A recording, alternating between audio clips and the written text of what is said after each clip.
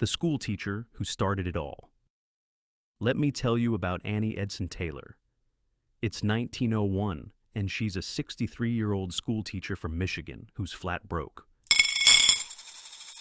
Her husband died in the Civil War years ago, and now she's struggling to make ends meet. But Annie, she's not your typical Victorian-era woman. She's tough, she's determined, and she's about to do something absolutely insane. She hears about Niagara Falls and all the tourists flocking there, and a light bulb goes off in her head. If she could be the first person to go over those massive falls in a barrel and survive, she'd be famous. She'd be rich. Problem solved, right? So she gets this custom oak barrel made, about 5 feet high and 3 feet wide. She pads it with a mattress, straps herself into a leather harness, and has someone pump it up to 30 psi with a bicycle pump. But here's the crazy part. Before she risked her own life, she tested the barrel by sending her cat over first. Yeah, her cat. 2 days before her attempt, that poor feline took the plunge. The cat survived with just a bleeding head, and Annie figured, well, if my cat can do it, then you know the rest. October 24th, 1901, her 63rd birthday. She climbs into that barrel, and they tow it out to the middle of the Niagara River. Then they cut her loose. For about 20 minutes, Annie's getting knocked around like she's in a washing machine on steroids. The rapids are violent, the currents are unpredictable, and then the drop. A 167-foot plunge over the Canadian Horseshoe Falls. When they finally pried open that barrel, Annie was alive. She had a small gash on her head and some bruises, but that's it. She actually survived. Her first words to the press, "If it was with my dying breath, I would caution anyone against attempting the feat. I would sooner walk up to the mouth of a cannon, knowing it was going to blow me to pieces, than make another trip over the fall." But here's the heartbreaking part. Annie never got that fortune she dreamed of. Her manager literally stole her barrel and ran off with it. She spent her savings hiring private detectives to find it. The barrel was eventually found in Chicago, only to be stolen again by another manager. She died penniless in 1921, and the public had to donate money just to pay for her funeral. The circus performer's ironic end. Next up is Bobby Leach, and this guy was a professional circus performer.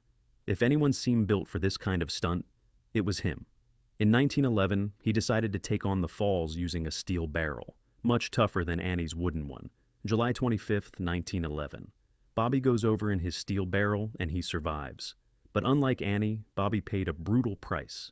He broke both kneecaps. His jaw was fractured. He spent 6 months in the hospital recovering from his injuries. But he lived, and he continued performing Daredevil stunts after that. Now, here's where the story gets absolutely wild. After surviving one of the most dangerous stunts imaginable, you know what killed Bobby Leach? An orange peel. I'm not kidding. Years later, in 1926, he was touring in New Zealand when he slipped on an orange peel. His leg got infected so badly that they had to amputate it. The infection still didn't stop, and Bobby died from complications due to gangrene. He survived Niagara Falls in a steel barrel, but an orange peel took him out. You literally cannot make this stuff up. The Miracle on the River. July 9th, 1960. This is the story that still gives me chills, because it involves a 7-year-old boy who never meant to go over the falls at all. His name was Roger Woodward, and he was out on a fishing boat in the upper Niagara River with his 17-year-old sister Deanne and a family friend from Niagara Falls, New York. Everything was fine until the boat's motor failed. They hit a shoal, broke a pin in the engine, and the boat capsized. All three were thrown into the rapids. Roger later recalled the sheer terror. For me, there was initially pure panic. I was scared to death. I can remember going through the rapids and being thrown against the rocks and being bounced around like a toy in the water. He was just a little kid, wearing only a life jacket and bathing suit, getting smashed against rocks as the current dragged him toward the falls. Meanwhile, something miraculous was happening at the brink. Deanne was being swept toward the edge on the American side at Terrapin Point. Hundreds of people were watching in horror, frozen, not knowing what to do. But 2 men from New Jersey, complete strangers to each other, jumped into action. John Hayes, a truck driver and auxiliary police officer, climbed over the railing and reached out his arm. He was shouting at Deanne to swim harder, and she caught his thumb just seconds before she would have gone over. Another man, John Quattrochi, climbed over to help, and together they pulled her to safety, literally feet from the edge. But Roger went over. a 7-year-old boy plunging over the Canadian Horseshoe Falls.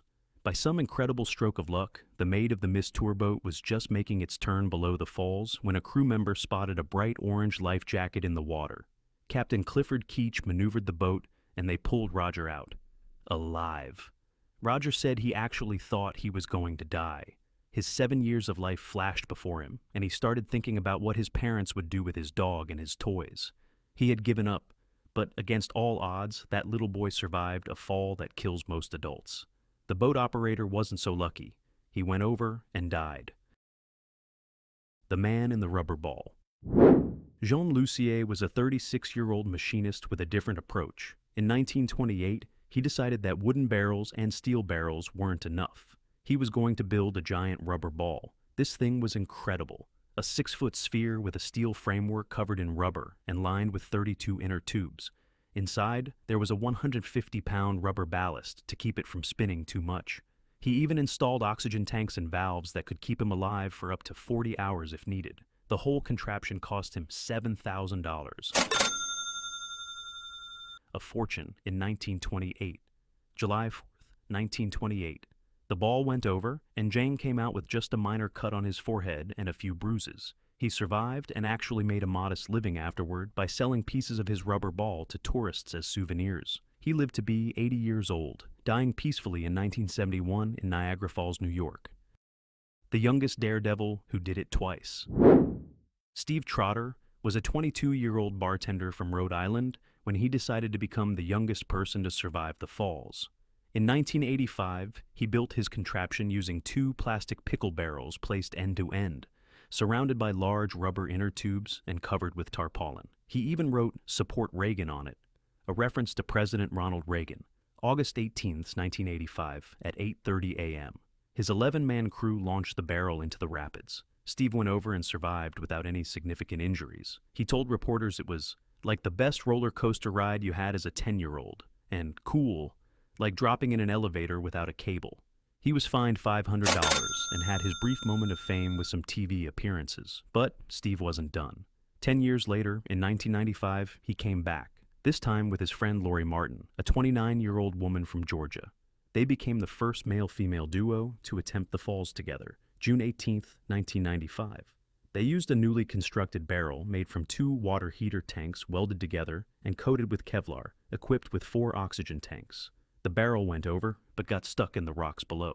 Emergency services personnel had to risk their own lives climbing over guardrails in the observation tunnels to pull them to safety. Both survived with only minor bruises. Steve Trotter became the only person to successfully go over Niagara Falls twice and walk away both times. He passed away unexpectedly in 2022 at age 61, but his record remains unmatched. The Man with Nothing But His Clothes. Kirk Jones is probably the most controversial survivor on this list, and his story is both incredible and tragic. October 20th, 2003. Kirk was a 40-year-old unemployed auto parts salesman from Michigan who'd been fascinated with Niagara Falls since he was a kid. He'd studied the falls, thrown styrofoam into the water to see where it landed, and believed he'd found a spot where the water fell away from the rocks. That morning, Kirk waded into the Niagara River wearing nothing but the clothes on his back. No barrel, no life jacket, no protection whatsoever. He floated on his back and went over head first, landing feet first in the collection pool. He was sent 40 to 50 feet underwater, resurfaced, and pulled himself onto the rocks. He was smiling during the fall. Kirk survived with only minor bruising and some sore ribs. He described it as being in a giant tunnel going straight down, surrounded by water. One of his rescuers said Kirk was borderline jubilant when they pulled him out.